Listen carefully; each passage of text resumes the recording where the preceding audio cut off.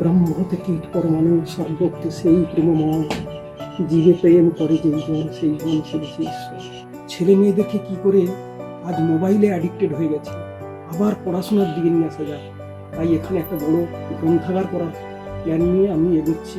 আমার নিজেরও দেখতে পাচ্ছেন আমার কাছে কত বই জমা আছে। এখানে উপাসনা স্থল হবে, বৃদ্ধাশ্রম হবে, অনাথ আশ্রম হবে, গুরুকুল, নিম্ন বুনিয়াদী শিক্ষা মন্দির একটা হবে, যোগাসন সেন্টার অলরেডি চলছে, আরোগ্য নিকেতন আমি নিজে হোমিওপ্যাথিক প্র্যাকটিস করি তাই চলছে, ভেষজ উদ্যান, হার্বাল গার্ডেন। তারপরে এখানকার বাচ্চাদেরকে কিছু যদি শেখানো যায় যারা 10, 11, 12 পড়ছে। সাধারণত কর্মজীবন থেকে অবসরের পর মানুষ শান্তিতে বিশ্রামের খোঁজ করেন, কিন্তু পূর্ব মেদিনীপুরের হলদিয়ার বানেশ্বর চকের বাসিন্দা কমলেশ কুমার পাত্র, যিনি প্রাক্তন এনটিপিসি আধিকারিক, হেঁটেছেন এক ভিন্ন পথে। ৩৯ বছরের দীর্ঘ কর্মজীবনের পর নিজের অবসরের সমস্ত সঞ্চয় তিনি ঢেলে দিয়েছেন এক মহৎ উদ্দেশ্যে।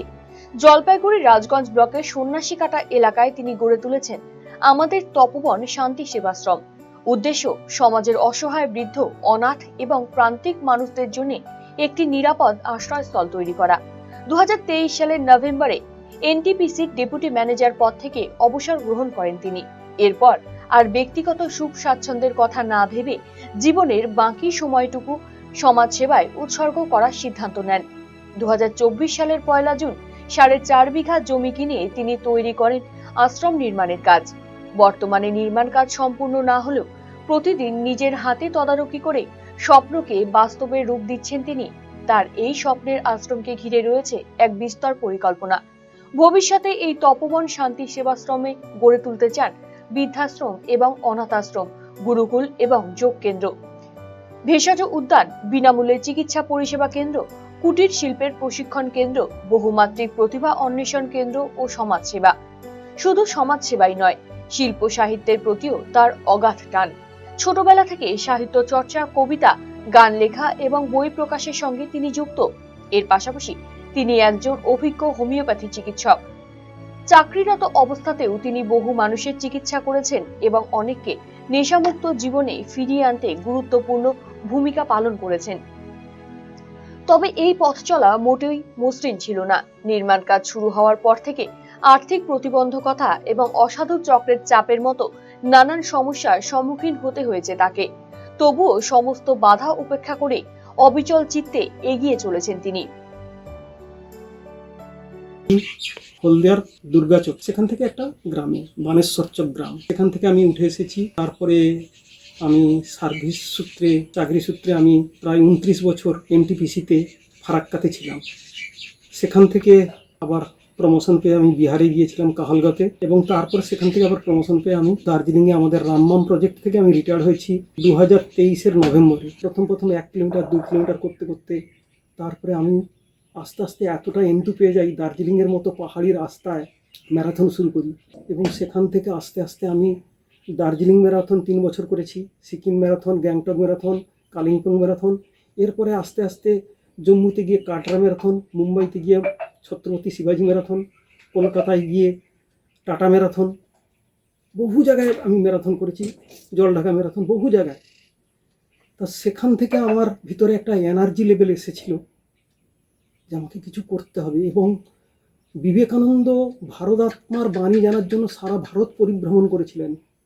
আর আমার এই ম্যারাথনের সূত্রে আমি ভারতের বহু জায়গায় গিয়েছি। ব্রহ্ম হতে কীট পরমাণু সর্বক্তে সেই প্রেমময়, জীবে প্রেম করে যেই জন সেই জন সেবিছে ঈশ্বর।